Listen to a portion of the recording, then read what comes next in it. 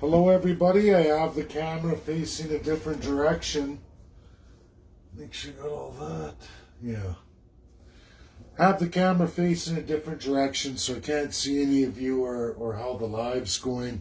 I'm going to have to keep turning my head back and forth, not talking directly into the camera, so I'll have to break. Up here right now I have Discourse. This is the story by John Carpay and another lawyer out of Montreal, and they go into COVID restrictions are the most severe violation of human rights Canadians have faced, and it's time to fight back. They say not since the Second World War has the federal government restricted the freedom of Canadians to enter and leave their own country, nor have provinces imposed bans on interprovincial travel. Now we're going to go into this, and I'm going to take us all through the history of not only Canada but Alberta.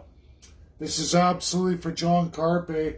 I've also tagged my friend Richard Albert. These are two of the best constitutional experts I know. One definitely knows the province of Alberta. The other definitely knows Canada as well as the world stage. So it's important for these two to see this presentation, as well as all of you, the work I'm doing, the writing I'm doing, which I'm definitely going to share with Richard Albert and let them go forward. But we'll get into it. So this was in the Epoch Times as well as the Post-Millennial. And it goes into more. I'm going to scroll down here. Yeah, it's Lisa Bidley is the other lawyer out of Montreal. February 1st, which was today, this morning. And then it says, read now. It also goes on further to talk about how conservatives are restricted on freedom of expression, freedom of speech. And I'm going to get into where everything comes from, where it goes. I hope this helps John and Miss Lisa Bidley from Montreal. I hope this little presentation I give you tonight helps you both. So I'm going to click down, minimize, and next piece. Now, it all starts, everybody, right here. 1919, it's the Department of Public Health, established post-World War I in the age of colonialism, which is where I'm going with this presentation. Absolutely imperative for John, also Richard Albert, and he already knows, as the world stage knows, where I'm going with this. But I'm going to read this off to all of you. So this ascended on April 17th, 1919, post-World War I, during the age of colonialism, absolutely in the time where Canada is a founding and binding member of the League of Nations, what the world used to be ruled by internationally. His Majesty, which at the time we're talking about the King of England, with the advice and consent of the Legislative Assembly of the province of Alberta, enacts as follows. Short title, this act may be cited as the Department of Public Health. This exists, everybody, both federally and jointly in the province of Alberta. We're going to get into that. Now, interpretation, meaning how you are to accept this as law. Number 2, in this act, unless context otherwise requires, 1, the expression department means Department of Public Health for the province of Alberta. 2, the expression minister means Minister of Health for the province. 3, the expression deputy minister means the deputy minister or the person performing his duties for the time being. 3, there shall be a Department of Public Health Services in the province to be called Department of Public Health, over which the member of the Executive Council appointed by the Lieutenant Governor and Council under the seal of the province as Minister of Health shall preside. So here's the problem, everybody. Jason Kenney is absolutely, and his entire departments of ministers in the province of Alberta since 1919. Under our Constitution, this act ascended and stamped off Governor General and Lieutenant Governor, as stated there, who gets to decide. Absolutely gets full authority. Colonial power, absolute colonial power of this act, almost every act we have in the province of Alberta. If it doesn't expressly distinguish the Lieutenant Governor, most often they go to the Governor General. But it does not matter, because Lieutenant Governor goes absolutely back to Prime Minister of Canada. At this time, the Lieutenant Governor or Governor General or Council all absolutely went to Her Majesty or His Majesty of the time, the King of England. Then it was Queen of England, Victoria, and on and on. However, and ultimately up to King George VI. However, post-World War II, end of League of Nations, the Crown said, this is over, we give up all rights to colonialism. By 1952, we had changed it so that absolutely Prime Minister took the role of Crown and absolutely has full authority over Governor General, Lieutenant Governor. I also argue that in Canada, which I'm going through right now, you two, both Richard and John, I'm trying to go through with Justice Wagner, who is currently taking the role of our Governor General. He has chosen not to get back to me. Even as you know, Richard, I had a private conversation with one of his colleagues way up high with the Commission of Venice. Good friend of Justice Wagner. So far, it's been a week. I mean, I know you guys can't always get back to me. It takes sometimes a week, sometimes two, depending on how busy you two are. So far, Justice Wagner has not answered me as his new role as our Governor General.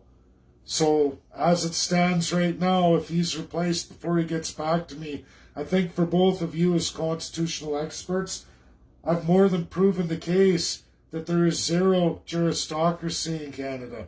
We don't have any. In fact, we have colonialism bestowed upon our Prime Minister and our premiers, and they use that power absolutely. If they're not members of the Privy Council for lifetime, they're absolutely using the role of Lieutenant Governor for the provinces, or in Canada, the role of Governor General, to absolutely impose full colonialism. And that's why I don't know, John, if you're going to be able to beat this. But we're going to get into just how far this goes. There it is for Canada. This is Canada's side of it. It was a joint parliamentary act for federal and the provinces. Shared, absolute, bestowed Crown power. Public Health Act, 1919 for federal Canada. There it is there. And I could open that up to you guys. There it is, 2021, February 2nd. That's today. They're updating this as in law today. And they're going to keep updating it, John and Richard, every day that this Crown power from 1919 exists for Canada and absolutely is going to exist for all our provinces. Okay?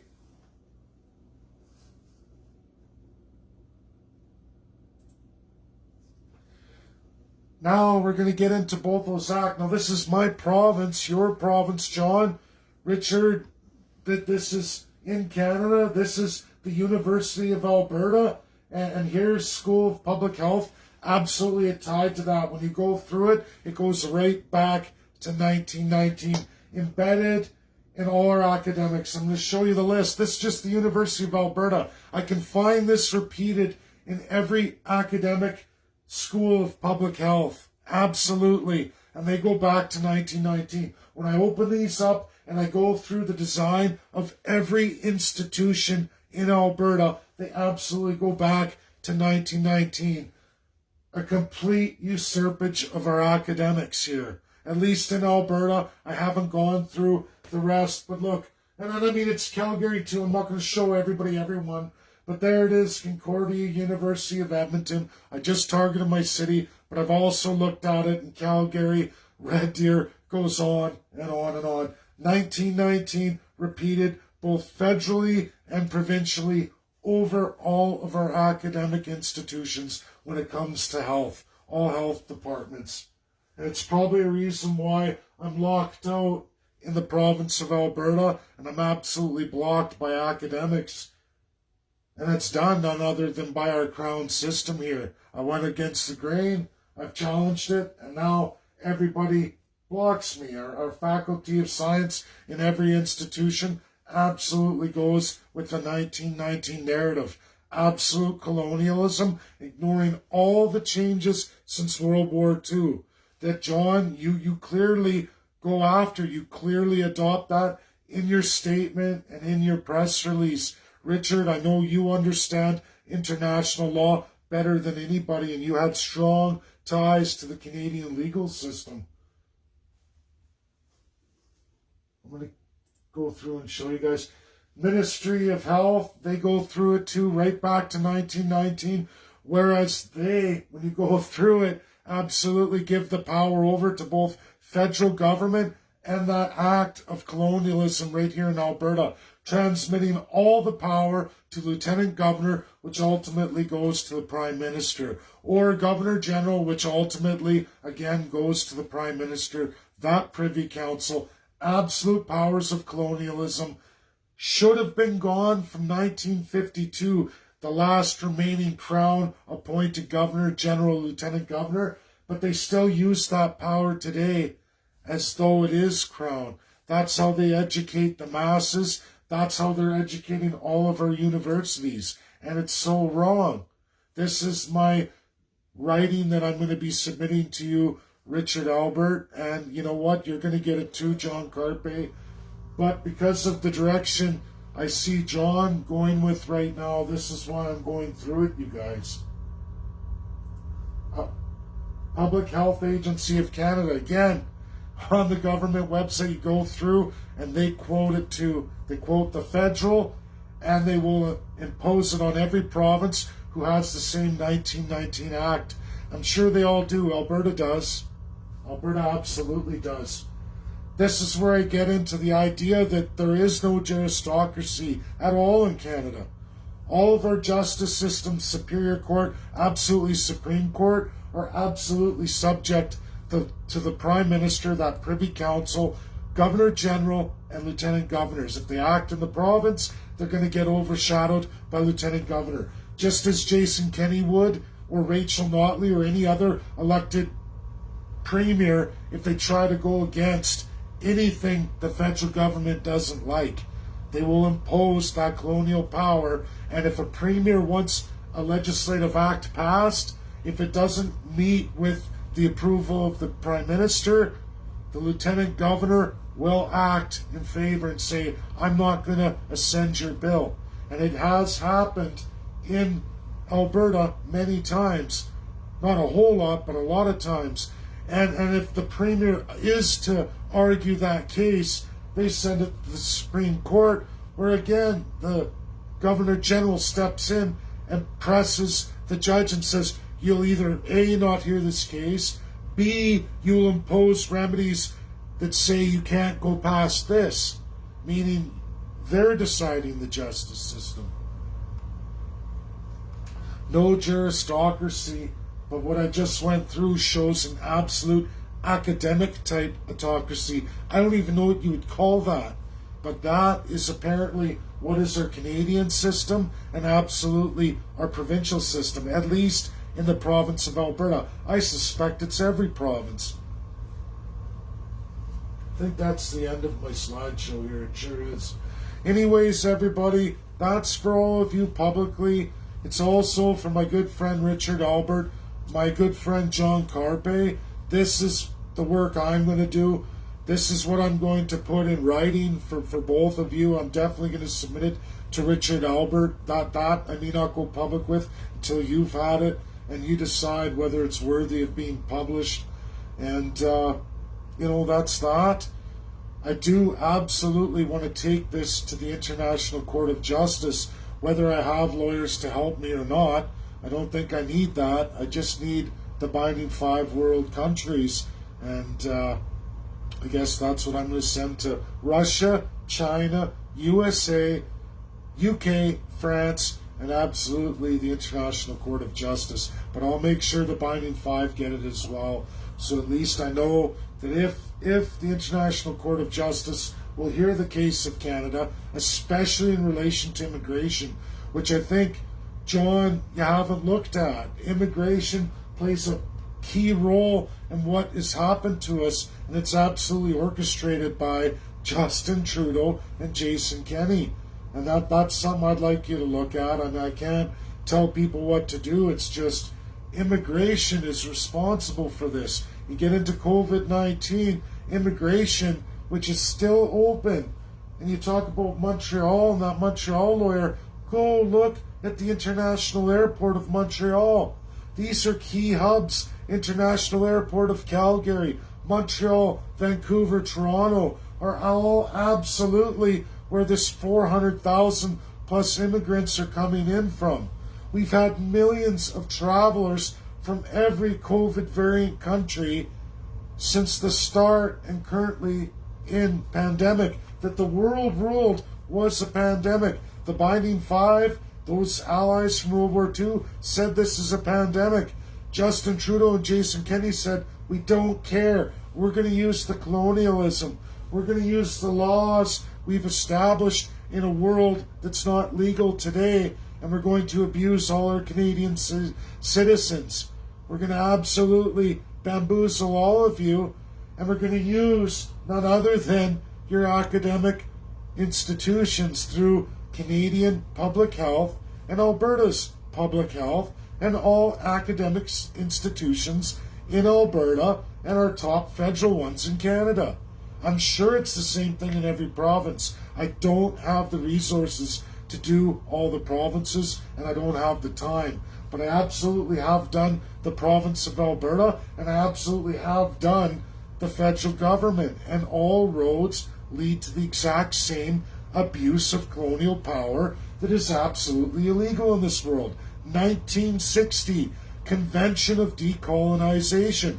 Absolutely the work King George agreed to do with the Allies to take his veto power, to give UK that power and authority in the new world of the United Nations, to give them their veto. They agreed to that, and Canada should not be allowed to go forward with colonial power, enacting one law here because colonialism says they can, meanwhile going with a different narrative on the international stage, abusing Canadians when they've absolutely done the exact opposite internationally through immigration. This is wrong. Somebody needs to be held accountable. Somebody has to go to the International Court of Justice. That's what I'm going to do. And it has to be done. That's what I believe. Justin Trudeau and Jason Kenney absolutely have to be held to account. Thank you, everybody. This is my publication today. There's more through immigration and the immigration laws, but that is for my paper that's absolutely going to go to Richard Albert. So there is something here, everybody, something of substance that somebody's done that's going to go forward in case something did happen to me. You know, I don't know. I'm not saying that. I'm not even worried about that at this point.